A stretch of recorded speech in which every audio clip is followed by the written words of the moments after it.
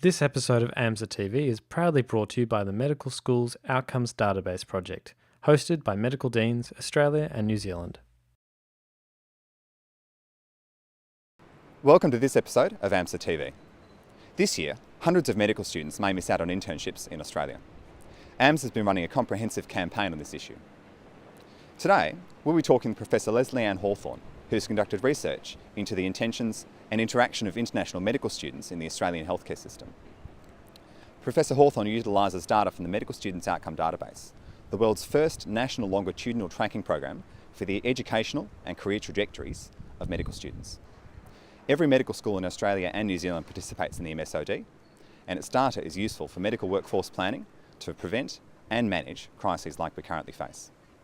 We'll also be talking with the chair of AMSA's International Students Network. But first, let's meet Professor Hawthorne. So, Professor Hawthorne, thank you very much for taking part in this episode of AMSAtv. First, how have international medical students gone in accessing internships in Australia? Well, frankly, it's been a roller coaster. So Australia has never guaranteed internship places to international medical students, and every medical school knows that.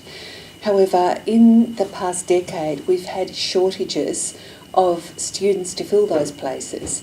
And in that context, by a couple of years back, in fact, 100% of eligible international students who qualified in Australia and wanted to stay on actually got an offer. Therefore, people had a genuine understanding that even though it wasn't guaranteed, they would get those places. No one ever put that guarantee in writing, but there was an expectation because earlier cohorts of students were being able to stay on.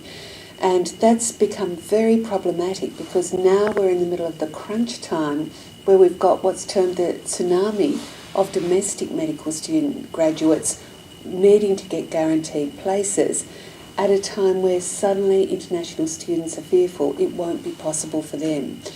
In terms of the study I recently did with colleagues for the Medical Deans of Australasia, we actually showed that 78% of international medical students have been staying on, but they need the internship pathway to get them the visa status and full accreditation so they can do that. And for those interns who do stay in Australia, where do they end up working? Well, I think the first thing to note is that they're showing great flexibility. So while it's very clear most of them would like to be in a city like domestic graduates, when you look at the first year data, 60% are in regional or more remote sites. So they are very willing to work wherever they're needed. Secondly, the government has got controls over where they work. Because most of them are on a temporary sponsored visa at that time, you can make it a condition of the visa that they work in an undersupplied area, which is a great plus for Australia. And the third thing to note in terms of it is that a lot of the students are motivated to stay longer term. While some will clearly go home, many of them say they want to live in Australia, they're willing to move states, so it's potentially a very large resource for Australia. In your view, what are the likely impacts on the Australian healthcare system if there are insufficient numbers of internships for the number of medical graduates we're producing in Australia? Well, the way I would see it is that really it's a lost opportunity.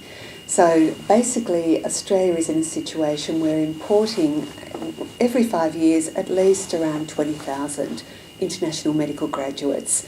And while some will have a very easy transition into employment in Australia and indeed get full registration, many will struggle for a number of years to achieve that.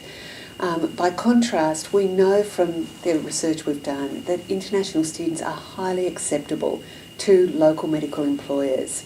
So within 4 months of graduation, 99% are employed full-time in medicine.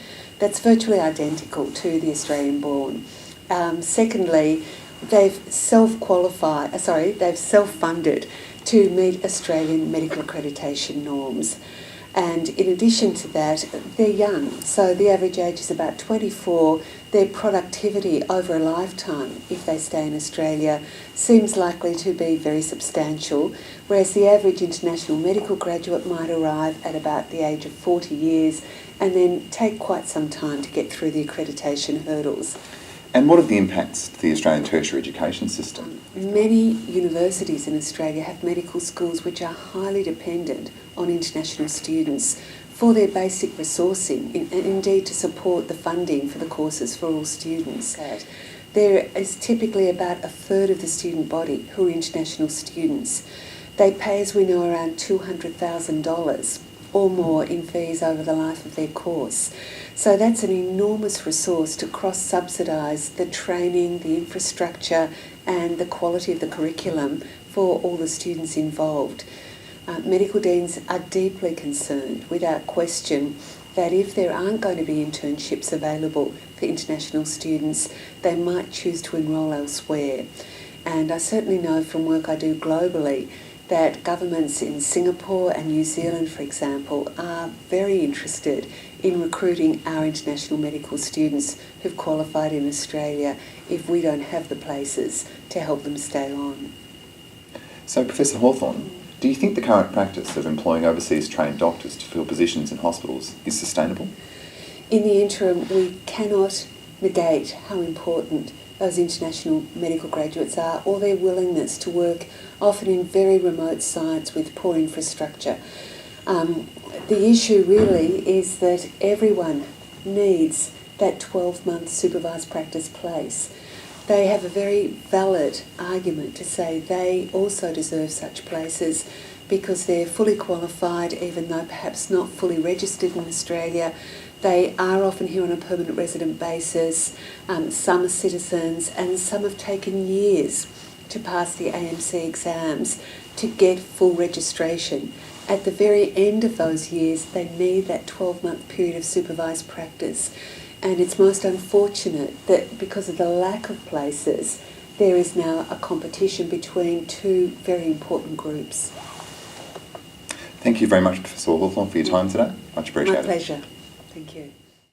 And now let's hear from Blaise Wardle, Chair of AMSA's International Students Network. The ISN is AMSA's International Student Committee. It's made up of the international student representatives from the 14 universities in Australia that currently have international students. Our goal is to be the primary source of information and the primary advocates for all the international students currently studying in Australia. Right now, our primary goal is internships for international students. I am applying for internships here. It's been a big source of stress and worry for the past 4 years. The idea that I might graduate this year and not have a job is pretty terrible. AMSA continues to advocate for there to be a quality internship position for every graduate at an Australian medical school. In the past months, we've seen the shortfall fall from an estimated 500 to almost 250. For up-to-the-minute updates, check the AMSA website. The research introduced in this video is based on data provided by the Medical Schools Outcomes Database project. To find out more about participating in the AMSAtv project or using data for your own research, visit the AMSAtv website, like them on Facebook or follow them on Twitter. To find out more, visit us at www.amsa.org.au or contact your local AMSA rep. Thanks for watching this episode of AMSAtv.